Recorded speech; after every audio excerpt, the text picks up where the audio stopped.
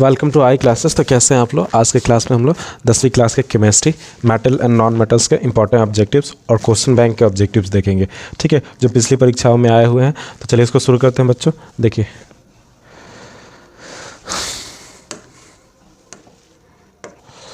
इसको शुरू करते हैं बच्चों। देखिए मेटल एंड नॉन मेटल्स के इंपॉर्टेंट ऑब्जेक्टिव देखेंगे। तो चलिए इसमें पहला क्वेश्चन लेते हैं बच्चों। देखिए इसमें कह रहा है कि अम्लगम एक मिश्र धातु है जिसमें एक धातु हमेशा क्या रहता है। तो अम्लगम में हमेशा एक धातु क्या होना चाहिए?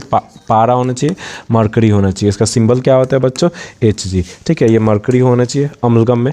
नेक्स्ट क्वेश्चन है बच्चों, कह रहा है कि निम्न में से कौन सा पदार्थ ऑक्सीजन से संयोग नहीं करता है। तो देखिए रिएक्टिविटी सीरीज में, सक्रियता श्रेणी में जो भी इन चारों में से सबसे नीचे स्थित होगा, प्रेजेंट होगा, वही जो होगा सबसे मतलब लेस रिएक्टिव होगा। तो इसमें सबसे नीचे कौन स्थित होता है? गोल्ड, है ना, Au। यही जो होता है इन चारों में सबसे कम अभिक्रियाशील है। तो यही जो है ऑक्सीजन से संयोग नहीं करता है। ओके, नेक्स्ट क्वेश्चन देखते हैं। अगला क्वेश्चन है, कौन विद्युत का सर्वोत्तम सुचालक है ना। तो बेस्ट कंडक्टर कौन सा है इसमें? तो वो होता है बच्चों, इन चारों में सबसे ज़्यादा चालकता अगर किसी की होती है तो वो होती है कॉपर। कॉपर की संख्या क्या होती है?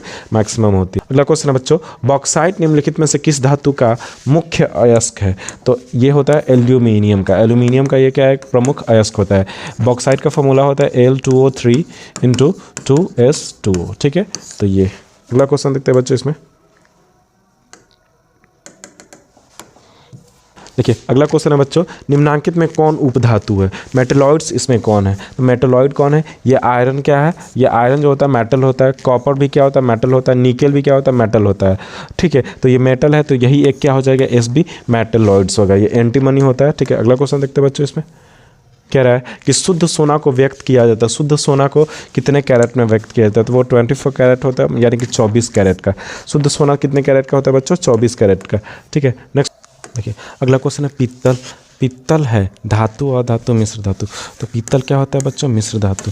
ठीक है, पित्तल को याद रखने का एक तरीका होता है पिताजी, यानी कि जो पित्तल होता है तांबा और जिंक का क्या होता है? मिश्रण होता है। ठीक है, देखिए अगला क्वेश्चन, निम्नलिखित में से किसे चाकू से काटा जा सकता है? चाकू से काटा जा सकता है लिथियम मेटल को। लिथियम को काटा जा सकता है, सोडियम को काटा जा सकता है और पोटेशियम को काटा जा सकता है। अगला क्वेश्चन देखिए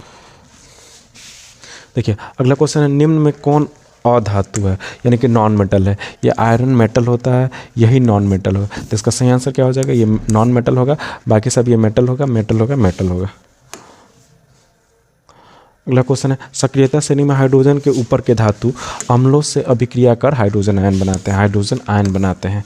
अगला क्वेश्चन है बच्चों, देखिए इसमें कह रहा है, अगला क्वेश्चन है, उच्च विद्युत धनात्मकता के कारण धातु के परमाणु बनाते हैं धन आयन बनाते हैं। क्या बनाते हैं बच्चों? धन आयन बनाते हैं। अगला क्वेश्चन है, धातु के ऑक्साइड सामान्यतः होते हैं बच्चों। ऑक्साइड्स ऑफ मेटल्स क्या होते हैं बच्चों? क्षारकीय होते हैं, मतलब कि बेसिक प्रॉपर्टी के होते हैं। ठीक है, अगर अधातु के ऑक्साइड पूछें, यानी कि ऑक्साइड्स ऑफ नॉन मेटल, तो ये अम्लीय होगा। अधातु के ऑक्साइड अम्लीय, याद रखिएगा।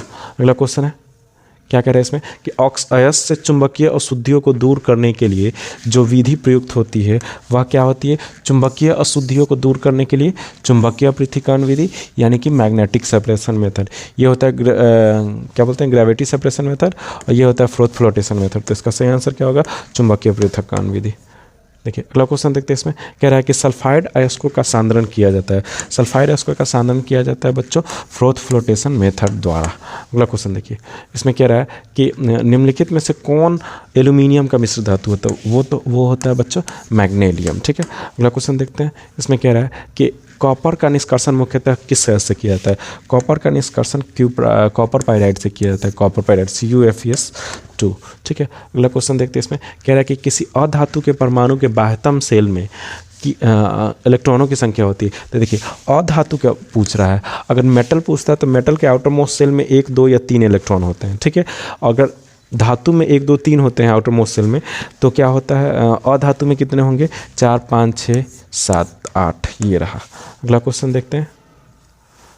कह रहा है कि साधारण गंधक किस आणविक रूप में पाया जाता है? साधारण गंधक S8 के फॉर्म में पाया जाता है। ठीक है, नेक्स्ट क्वेश्चन देखते हैं बच्चों। इसमें देखिए इसमें कह रहा है फास्फोरस का आणविक सूत्र होता है। फास्फोरस का आणविक सूत्र क्या होता है बच्चों?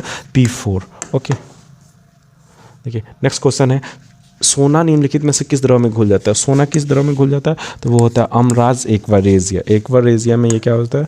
घुल जाता है। ठीक है, अगला क्वेश्चन है कौन सा अधातु कमरे के ताप पर द्रव होता अवस्था में होता है? तो वो होता है ब्रोमीन। अधातु है, कमरे के ताप पर द्रव अवस्था में रहता है। अगर धातु पूछता तो वो होता है पारा, मरकरी, है ना। अगला क्वेश्चन है बच्चों, सीसा और टीन की मिश्र धातु को क्या कहते हैं? तो सीसा, टीन को कहते हैं एसन और लेड कहते हैं। ठीक है, सीसा को लेड कहते हैं, पीबी। ठीक है, पीबी और एसन के मिश्र धातु को कहते हैं सोल्डर। क्या कहा जाता है बच्चों? सोल्डर। पीबी और एसन, देखिए इसमें लेड आता है, इसमें भी सोल्डर ड आता है। अगला क्वेश्चन है कह रहा है निम्नलिखित में कौन अधिक अभिक्रियाशील है? तो हाईली रिएक्टिव कौन है? तो इन चारों में हाईली रिएक्टिव क्या होता है? कॉपर।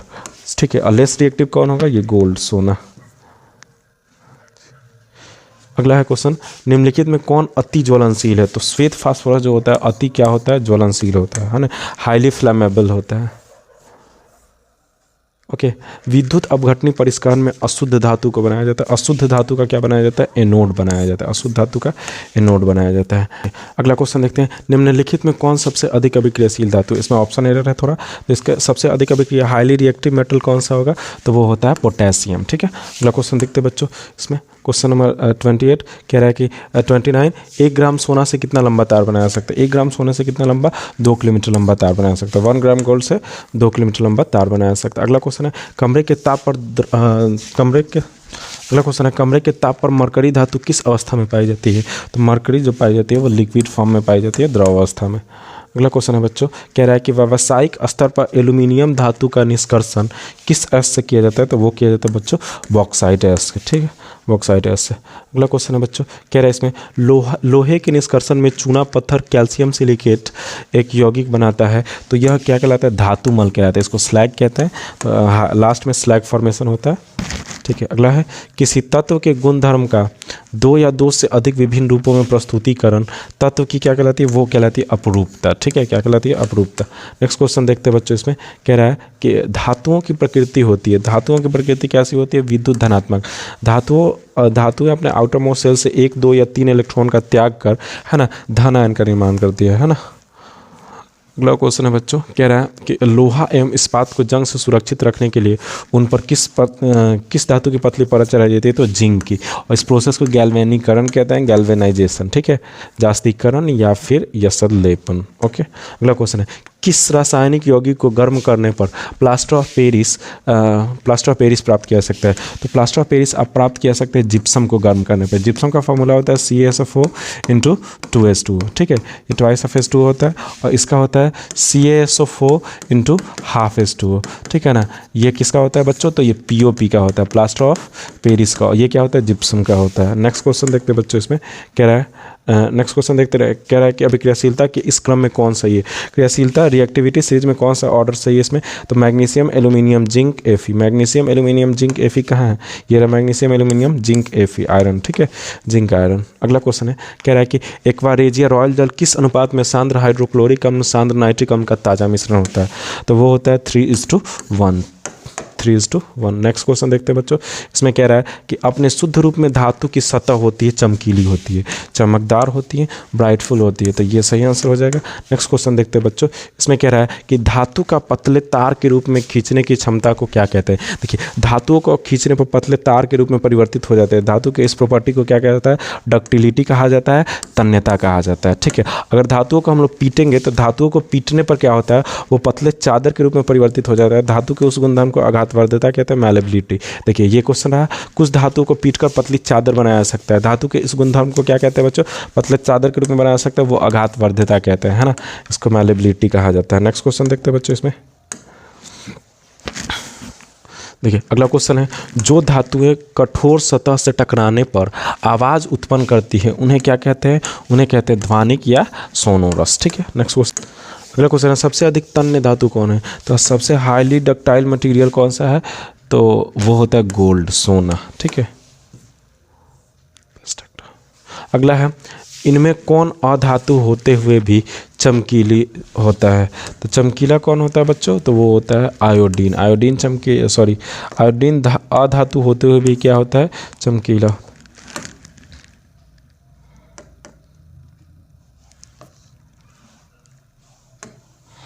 देखिए अगला क्वेश्चन है, इनमें कौन अधातु होते हुए भी चमकीला होता है? तो वो होता है बच्चों आयोडीन। आयोडीन अधातु होते हुए भी ये क्या होता है बच्चों? चमकीला होता है। नेक्स्ट क्वेश्चन देखते हैं, सबसे कठोर प्राकृतिक पदार्थ कौन है? तो वो होता है डायमंड यानी कि हीरा। नेक्स्ट क्वेश्चन देखते हैं बच्चों, अगला क्वेश्चन है, एल्यूमिनियम पर मोटी ऑक्साइड की परत बनाने की प्रक्रिया को क्या कहते हैं? तो वो कहलाता है एनोडीकरण। एनोडीकरण, इसमें थोड़ा सा ये ना होगा। तो चलिए आज के लिए इतना ही। Next question.